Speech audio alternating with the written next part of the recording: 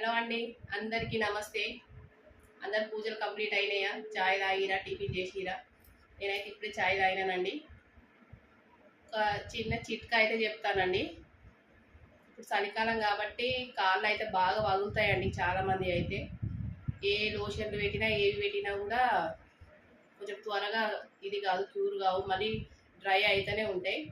అట్లాంటి వాళ్ళు ఇప్పుడు ఎట్లాగో మనం పూజలు చేసుకుంటాం కాబట్టి కంపల్సరీ కాళ్ళకి పసుపు పెట్టుకోండి.